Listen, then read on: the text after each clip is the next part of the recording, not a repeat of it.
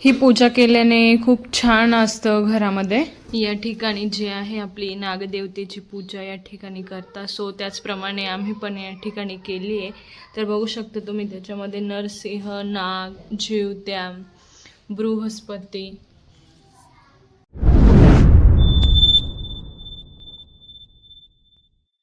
तर सर्वांना hi hello good morning. सर्वप्रथम नागपंचमीच्या खूप खूप शुभेच्छा। हा आपला पहिला सण आहे, सो मग तो खूप छान प्रकारे सेलिब्रेट पण झाला पाहिजे। तर या ठिकाणी मस्त छान मॉर्निंग झालेली, बाहेर मस्त थोडा थोडा रिमझिम पाऊस चालू आहे। आणि नागपंचमी म्हटलं तर मुलांचा आवडता सण, कारण की या दिवशी ते खेळतात खूप सारा झोका, जसं की आम्ही पण लहानपणी खेळलेला। तर 5 झोके खेळतातच, नाही जास्त खेळायचं तर असं म्हणतात। तर चला पुढे आपण नागपंचमीची पूजा कशी करायची हे बघूया। ठिकाणी टी व्हीवरती मस्त गाणे लावले। आज पहिला श्रावण सोमवार, तर मग पहिला श्रावण सोमवार आणि नागपंचमी एकाच दिवशी आहे। तर पहिल्या श्रावण सोमवारचे पण तुम्हाला खूप साऱ्या शुभेच्छा। हा श्रावण महिना तुम्हाला खूप सारा आनंदाचा, भरभराटीचा जाओ। तर मग बघूया की कशी असते एक्झॅक्ट नागपंचमीची पूजा आणि काय आहे, काय ठेवतात 15 दिवस ॲक्च्युअलमध्ये, बघूया।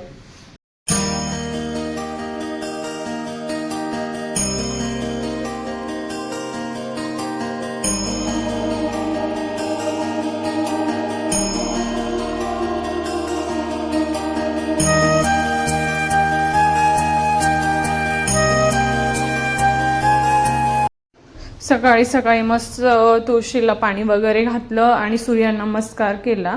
छान चहा होतोय गरमागरम, गवती चहा आला टाकून।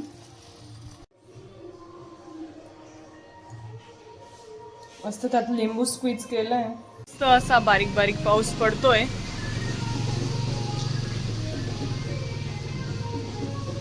श्रावण महिना आहे, तर मग घरामध्ये कसं देवदेव पण प्रत्येकाच्या घरामध्ये जास्तच असतो, तसंही आम्ही मग पूजा केली तर देवपूजा।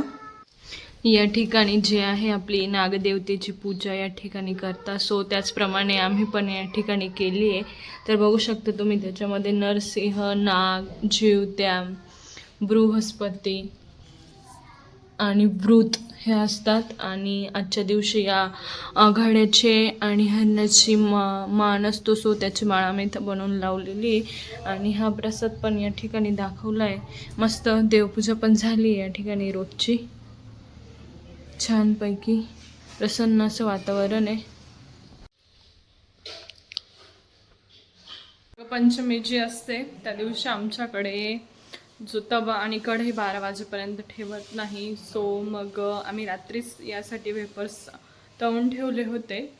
आणि अंधश्रद्धा नाही, पण मग जे आपल्या पूर्वरच चालू आलेलं आहे, सो मग तसं फॉलो केलं पाहिजे।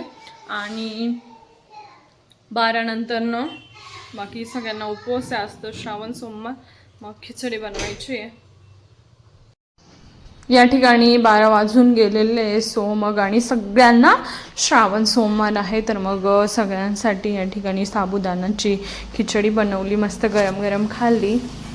नागपंचमी आहे तर मग झोका खेळलंच पाहिजे, पण विषय असा आहे की घरी नाही आहे चाल झोका बांधण्यासाठी, so we are on the way to Lonarwadi. म्हणजेच काकाचं मामाचं घर, आता चालली आहे त्याच्या मामाच्या घरी झोका खेळायला। खेळते पिलू माऊसोबत आता।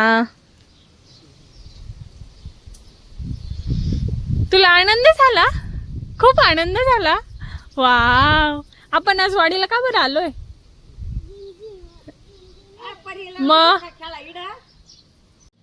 इकडे होतो इव्हिनिंगचा चहा, इकडे डाळ लावली आहे, आज पुरणपोळीचा नैवेद्य आहे। या ठिकाणी रशीसाठी मसाला परततोय आणि इकडे भात लावलाय।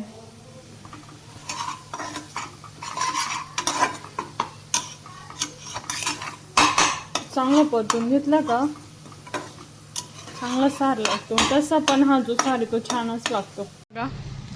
छान अशी इकडे इव्हिनिंग झालेली आहे। Good evening. तर आज आहे आमच्या इकडे भडांग्यांचं तिथे रुद्रपूजा असते दरवर्षी, तर दरवर्षीप्रमाणे ह्याही वर्षी आहे. सो तुम्ही पण व्हिडिओच्या माध्यमातून दर्शन घ्या. चला तर दाखवतेच मी तुम्हाला आता. ही जी पूजा बघताय तुम्ही, ही रुद्राभिषेकची पूजा असते जी की सोमवारी केली जाते आणि खूप शुभ असतं घरामध्ये करणं. आधी इकडे पूजेवर ना, आणि आता राहिलेला स्वयंपाक नैवेद्य बाकी आहे. पूजेचा पण प्रसाद आणि पूजेचं दर्शन महत्त्वाचं होतं. इकडे सार होतोय आणि इकडे खिरीसाठी ओलं जे खोबरं असतं, इकडे जे खिरीसाठी ओलं खोबरं आहे ते चांगलं दळून घेतलंय. त्याला चांगलं तुपामध्ये भाजून घ्यायचं. तो छान साराला रंग आलाय. आणि इकडे आता मी खिरीमध्ये साखर टाकते. इकडे खिरीला पण खूप छान रंग आलाय, बघू शकता तुम्ही. तर इकडे नैवेद्य भरते. तर या ठिकाणी मस्त